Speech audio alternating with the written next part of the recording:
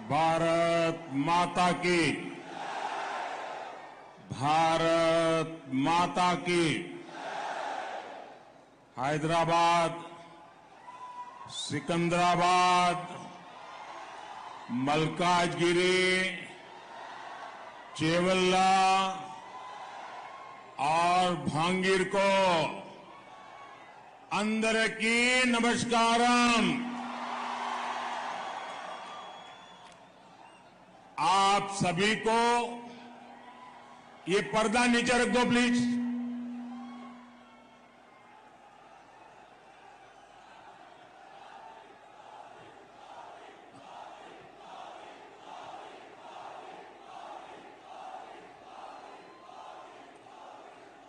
आप सभी को अक्षय तृतीया की बहुत बहुत शुभकामनाएं। आपके जीवन में सुख रहे, समृद्धि रहे, लक्ष्मी जी का आशीर्वाद रहे, आपका भाग्य बना रहे, सौभाग्य बना रहे, ईश्वर से यही कामना है। तेलंगाना अक्षय तृतीया एक बड़ा त्योहार होता है। इसके बावजूद भी आज मैं ये दूसरा कार्यक्रम तेलंगाना में कर रहा हूं और जिस प्रकार से लोग उत्साह उमंग के साथ जुड़ रहे हैं, भारत के उज्जवल भविष्य के लिए ये आपका कमिटमेंट दिखाता है। साथियों, हैदराबाद तो स्पेशल है ही, ये वेन्यू भी और स्पेशल है। आप में से बहुत लोगों को याद होगा 10 साल पहले यही एक विराट सभा हुई थी और एंट्री के लिए पैसे देकर के टिकट लेना पड़ता था। और वो एक ऐसा टर्निंग पॉइंट था जिस धरती से पूरे देश में निराशा को आशा में बदलने की आंधी चली थी। और आज फिर ये दृश्य, ये माहौल साफ दिखाता है कि तेलंगाना का मूड क्या है। तेलंगाना कह रहा है कांग्रेस नक्को, बीआरएस नक्को, एमआईएम नक्को, बीजेपी कोई वोट देंगे, बीजेपी को जिताएंगे। साथियों, मैं तेलंगाना में जहां जहां गया हूं, एक अभूतपूर्व क्रांति मैं देख रहा हूं। तेलंगाना के परिणाम पूरे देश में उत्साह भरने वाले परिणाम आने वाले हैं। साथियों, 4 जून के नतीजे अब बिल्कुल स्पष्ट है। 4 जून को देश जीतेगा। कौन जीतेगा? कौन जीतेगा? 4 जून को 140 करोड़ भारतीयों का संकल्प जीतेगा और 4 जून को भारत के विरोधी हारेंगे। 4 जून को आत्मनिर्भर भारत अभियान के विरोधी हारेंगे। 4 जून को सीएए कानून के विरोधी हारेंगे। 4 जून को यूनिफॉर्म सिविल कोड के विरोधी हारेंगे। 4 जून को वोट जिहाद की बात करने वाले हारेंगे। 4 जून को आर्टिकल 370 के समर्थक हारेंगे। 4 जून को ट्रिपल तलाक के समर्थक हारेंगे। 4 जून को भ्रष्टाचार के समर्थक हारेंगे। 4 जून को तुष्टीकरण के समर्थक हारेंगे। साथियों, हैदराबाद सॉल्यूशन सिटी है। यहां हर प्रॉब्लम का सॉल्यूशन ढूंढा जाता है। आप मुझे बताइए, क्या भारत करप्शन जैसी प्रॉब्लम के साथ आगे बढ़ सकता है क्या? पूरी ताकत से बताइए, बढ़ सकता है क्या? बढ़ सकता है क्या?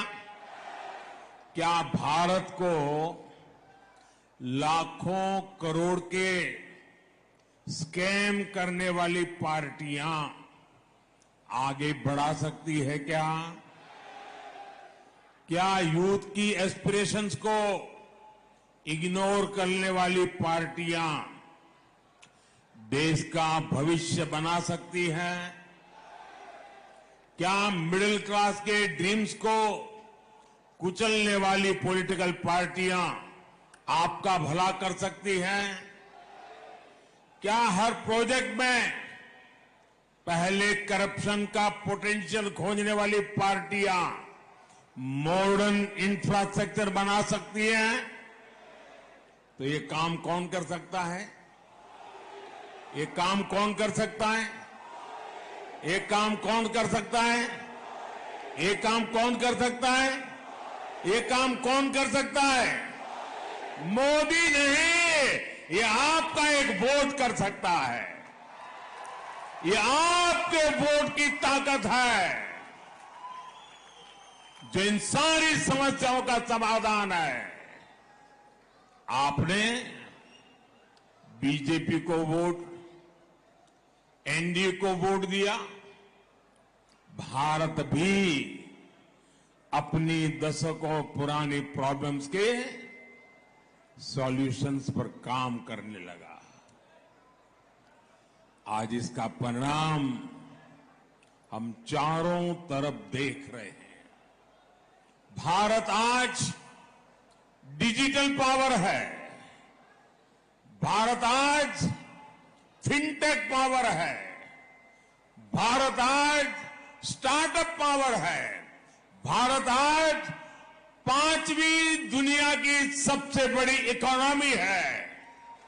भारत आज स्पेस पावर है। साथियों, ये तो मोदी का ट्रैक रिकॉर्ड है। लेकिन कांग्रेस का ट्रैक रिकॉर्ड क्या है? कांग्रेस का ट्रैक रिकॉर्ड है लूट, लूट, लूट। कांग्रेस का ट्रैक रिकॉर्ड है अपीजमेंट। कांग्रेस का ट्रैक रिकॉर्ड है डायनेस्टी फर्स्ट। कांग्रेस का ट्रैक रिकॉर्ड है आतंकवादियों पर नरमी। हमारे जो फर्स्ट टाइम वोटर्स हैं ना, मैं तो चाहूंगा कि हर परिवार अपने 18, 20, 22 साल के बच्चों के साथ बैठे और 10 साल पहले क्या हाल थे उसकी जरा चर्चा करें।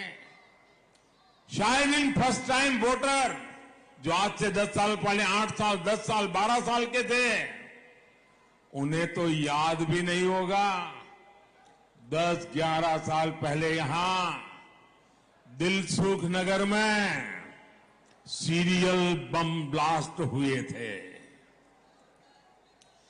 कांग्रेस की सरकार में पहले पूरे देश में ऐसी ही खबरें आती रहती थी। कोई परिवार रेस्टोरेंट में खाना खाने गया है, ब्लास्ट हो जाता है। कोई परिवार थिएटर में मूवी देखने गया है, ब्लास्ट हो जाता था। कोई परिवार बस से ट्रैवल कर रहा है, ब्लास्ट हो जाता था। आज कहीं से भी ऐसी खबरें आती हैं क्या? जरा इस तरफ से मुझे जवाब चाहिए। क्या ऐसी खबरें आती हैं क्या?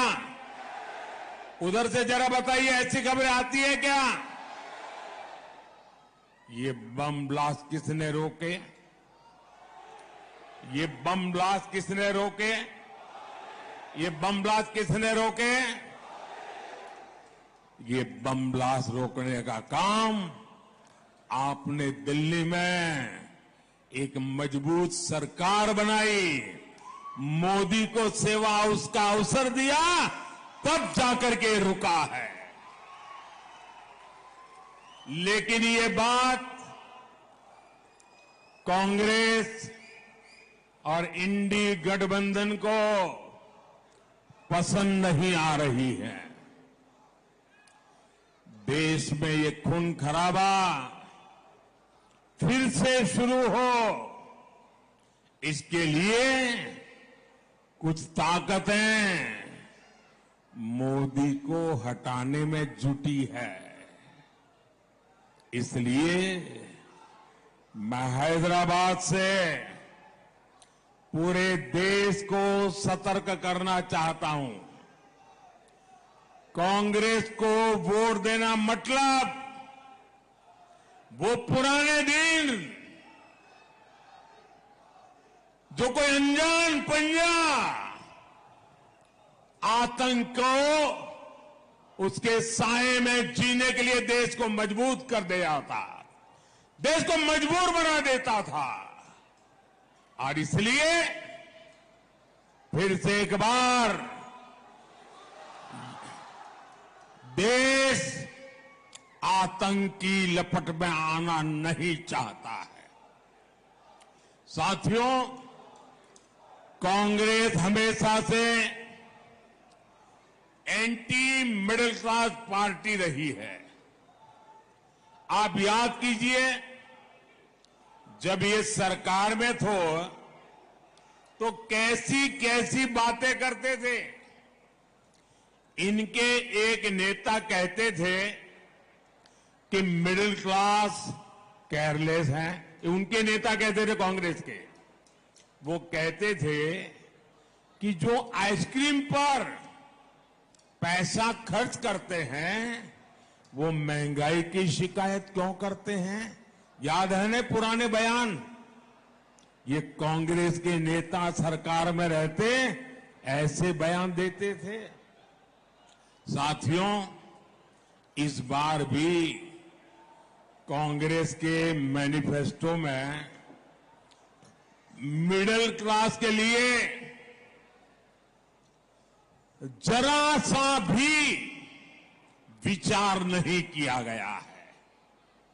लेकिन ये लोग मिडिल क्लास की कमाई का एक्सरे करके उसे अपने वोट बैंक की और उनको बांटने की घोषणाएं डंके की चोट पर कर रहे हैं। साथियों, आप मुझे बताइए, आपकी जो संपत्ति है उस पर आपके संतानों का अधिकार है कि नहीं है? जरा मुझे सबके सब लोग बताइए, क्या आपकी संपत्ति पर आपके संतानों का अधिकार है कि नहीं है? क्या कोई सरकार आपकी संपत्ति छीन करके आपके संतानों का अधिकार छीन ले, ऐसी सरकार आपको मंजूर है? साथियों, कांग्रेस ये विचार करके चल रही है। साथियों, कांग्रेस की नस नस में रेसिज्म का जहर भी भरा है। ये शाहजादे के उस्ताद अपने ही देश के लोगों को चीन का, अफ्रीका का बता रहे हैं। शहजादे के उस्ताद की माने तो आज सभी भारतीय नहीं बल्कि अफ्रीकी है। कांग्रेस देश को टुकड़ों टुकड़ों में तोड़ने वाली मानसिकता के साथ बोल रही है। ये लोग भारत को एक राष्ट्र ही नहीं मानते। इसलिए आपको कांग्रेस से, इंडी अलायंस से बहुत सतर्क रहना है। साथियों, आप सभी जानते हैं कि शहजादे को ऐसे खतरनाक आइडिया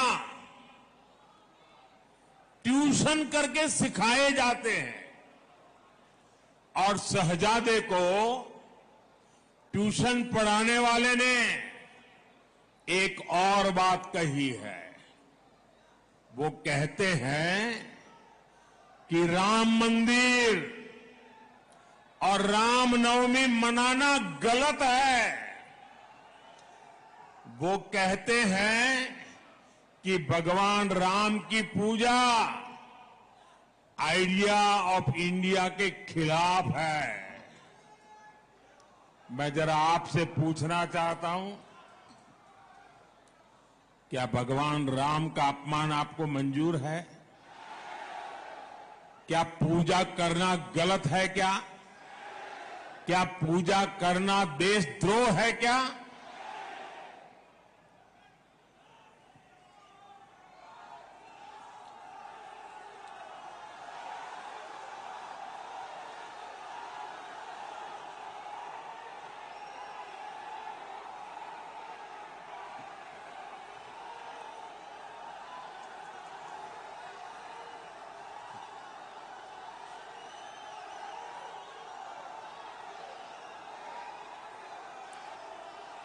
भारत को हमेशा विदेशी चश्मे से देखने वाली कांग्रेस को आइडिया ऑफ इंडिया का अंदाज ही नहीं है। आखिर क्या है idea of India? Idea of India Bharat की हजारों साल पुरानी संस्कृति का प्रतिबिंब है। आइडिया ऑफ इंडिया यानी सत्यमेव जयते। आइडिया ऑफ इंडिया यानी अहिंसा परमो धर्मः। आइडिया ऑफ इंडिया यानी आचारः परमो धर्मः। आइडिया ऑफ इंडिया न ही सत्यात् परो धर्मः। आइडिया ऑफ इंडिया एकम सत् विप्रः बहुधा वदन्ति। आइडिया ऑफ इंडिया वसुधैव कुटुंबकम। आइडिया ऑफ इंडिया सर्वपंथ समभाव। आइडिया ऑफ इंडिया अपदीपो भव। आइडिया ऑफ इंडिया बुद्धम शरणम गच्छामि। आइडिया ऑफ इंडिया सर्वे भद्राणि पश्यन्तु मां कश्चित् दुःख भाग् भवेत्। आइडिया ऑफ इंडिया परोपकाराय सताम विभूतयः। इंडिया आइडिया ऑफ इंडिया जन सेवा ही प्रभु सेवा। आइडिया ऑफ इंडिया ईश्वरः सर्वभूतानाम। आइडिया ऑफ इंडिया सर्व ज्योति के बीच समाना। Idea of India god is great. Idea of India नर में नारायण, जीव में शिव। आइडिया ऑफ इंडिया या देवी सर्वभूतेषु मातृरूपेण संस्थिता। आइडिया ऑफ इंडिया नारी तू नारायणी। आइडिया ऑफ इंडिया मां विद्विषाव है। आइडिया ऑफ इंडिया मिच्छामि दुक्कडम और आइडिया ऑफ इंडिया अपि स्वर्णमयी लंका न मे लक्ष्मण रोचते जननी जन्मभूमिश्च स्वर्गादपि गरीयसी। हमें जन्म देने वाली ये धरती मुझे स्वर्ग से भी ज्यादा प्रिय है। ये भगवान श्री राम के ही तो बोल थे। ये आइडिया ऑफ इंडिया आज केवल मान्यताओं तक सीमित नहीं है। ये आइडिया ऑफ इंडिया आज भारत की एक सशक्त पहचान है। ये आइडिया ऑफ इंडिया आज भारत की बुलंद आवाज है और इसलिए आज आइडिया ऑफ इंडिया यानी इंटरनेशनल योग दिवस, आइडिया ऑफ इंडिया यानी one earth, one family, one future का विजन। आइडिया ऑफ इंडिया यानी विश्व के लिए वन सन, वन अर्थ, वन ग्रिड का विचार। आइडिया ऑफ इंडिया यानी चंद्रमा पर Shiv Shakti point. Idea of India मतलब mother of democracy. Idea of India justice to all, appeasement to none. जिन श्री राम से हमें ये प्रेरणा मिलती है, उन्हीं प्रभु राम की पूजा को कांग्रेस आइडिया ऑफ इंडिया के खिलाफ बता रही है।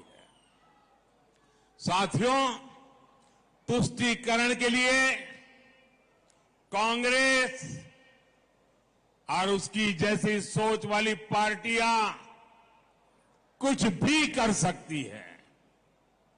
यहां हैदराबाद में भी एमआईएम को इसलिए ही खुली छूट दी गई है,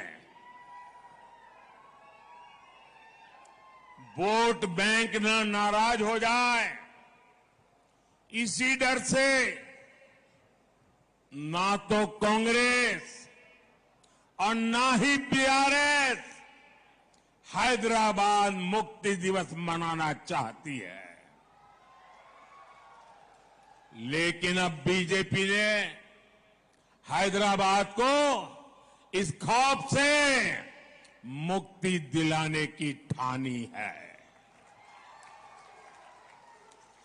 केंद्र सरकार ने तय कर दिया है कि हर साल 17 सितंबर को, 17 सितंबर को हैदराबाद मुक्ति दिवस मनाया जाएगा। भाइयों और बहनों, हिंदुओं को बांटो और अपने वोट बैंक को खुश करो, ये कांग्रेस की रणनीति है।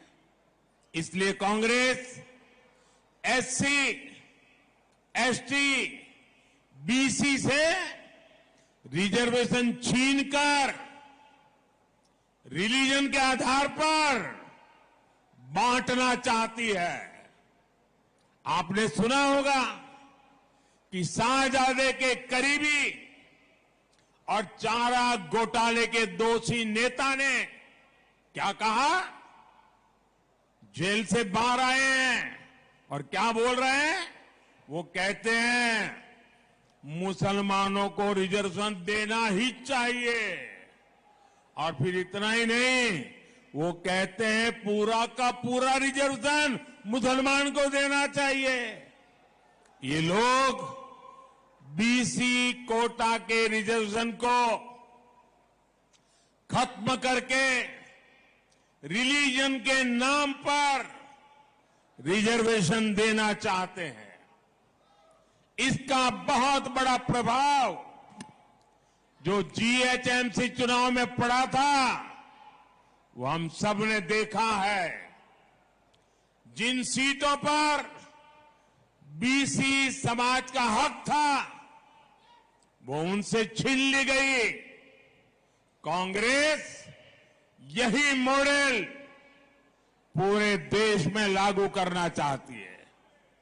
साथियों, तेलंगाना में जब से कांग्रेस सरकार बनी है तब से डबल आर टैक्स की भी बहुत चर्चा है।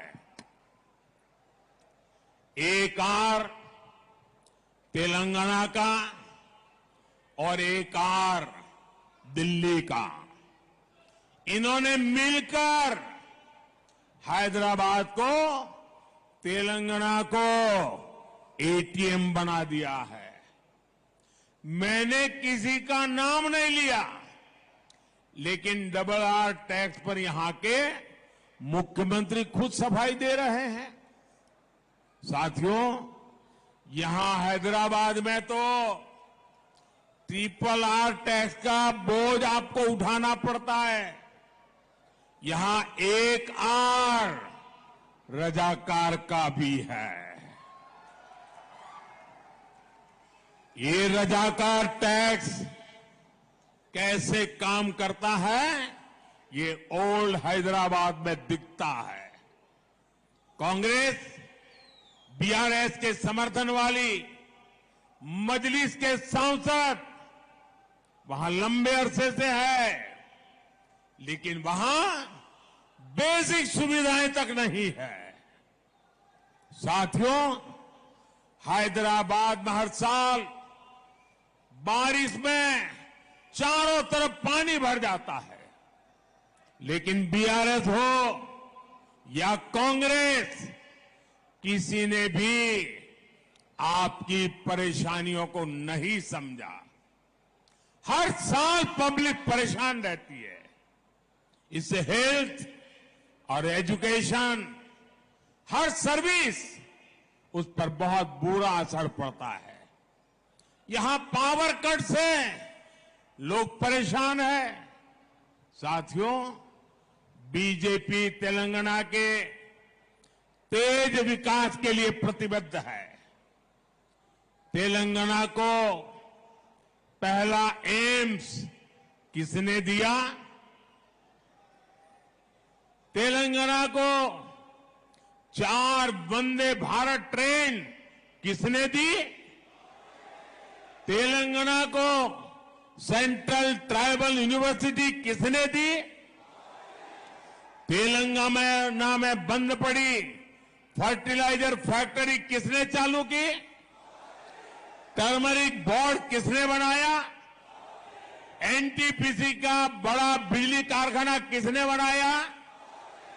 ये सारे काम बीजेपी की सरकार ने किए हैं।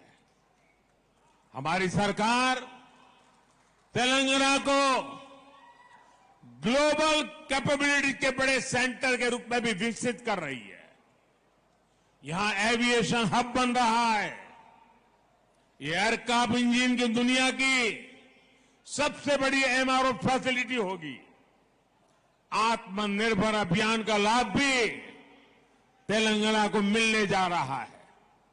डिफेंस से लेकर biotechnology, green energy, electric mobility और आर्टिफिशियल इंटेलिजेंस तक मैन्युफैक्चरिंग और सर्विस सेक्टर में तेलंगाना के लिए आने वाले 5 साल तेज विकास के होंगे। हसन चेरापल्ली एलपीजी पाइपलाइन से भी इस क्षेत्र को काफी फायदा हुआ है। यहां युवाओं के लिए जॉब के, रोजगार के अनगिनत अवसर बन रहे हैं। साथियों, बीजेपी सरकार सबका साथ, सबका विकास, सबका विश्वास, सबका प्रयास, इस मंत्र पर चलती है। ये बीजेपी सरकार है जिसने ट्रिपल तलाक के बहाने मुस्लिम बेटियों पर हो रहे अत्याचारों को खत्म किया है। ये बीजेपी की सरकार है जिसने स्कूलों में बेटियों के लिए अलग से लाखों शौचालय बनवाए। इससे मुस्लिम समाज की बेटियों को भी लाभ हुआ। 10 साल में बहनों को पहली बार टॉयलेट, गैस, पानी जैसी सुविधाएं मिली है। पहली बार उनको भी पक्का घर, मुफ्त राशन, मुफ्त इलाज की सुविधा मिली है। इसलिए हर मां बहन कह रही है, मातृशक्ति कह रही है, फिर एक बार, फिर एक बार, फिर एक बार, फिर एक बार। साथियों, बीआरएस को दिया आपका वोट कांग्रेस को ही मदद करेगा, और कांग्रेस को दिया आपका वोट भी केंद्र में सरकार नहीं बना सकता। इसलिए आपको भारी संख्या में भाजपा के पक्ष में कमल के निशान पर बटन दबा करके मतदान करना है। और भाइयों बहनों, क्या मेरा तेलंगाना मतदान के पुराने सारे रिकॉर्ड तोड़ सकता है? सारे पुराने रिकॉर्ड तोड़ सकता है? ज्यादा से ज्यादा मतदान करा सकता है? इस चुनाव में भाजपा सभी लोकसभा सीट तो जीतने वाली ही है, लेकिन मुझे ज्यादा से ज्यादा पोलिंग बूथ जीतने हैं। क्या पोलिंग बूथ जिता सकते हैं? पोलिंग बूथ जिताएंगे, पूरी ताकत पोलिंग बूथ जिताने में लगाएंगे। भाइयों बहनों, इस चुनाव में सिकंदराबाद से मेरे साथी जी किशन रेड्डी जी, हैदराबाद से बहन माधवी लता, अब मलकाजगिरी से श्री एटला राजेंद्र, चेवल्ला से श्री कोंडा विश्वेश्वर रेड्डी और भुवनगिरी से डॉक्टर बुरहान नरसैया गौड़, इन सभी साथियों को विजयी बनाना है। बनाएंगे, ज्यादा से ज्यादा मतदान कराएंगे। अच्छा, मेरा एक काम करोगे? ये चुनाव वाला काम नहीं है, मेरा पर्सनल काम है, करोगे? ये मोदी का पर्सनल काम है, करोगे? इनमें से किसी का काम नहीं है, मेरा है, करोगे? जरा हाथ ऊपर करके बताओ, करोगे? अच्छा, तो मेरा काम बहुत सरल है।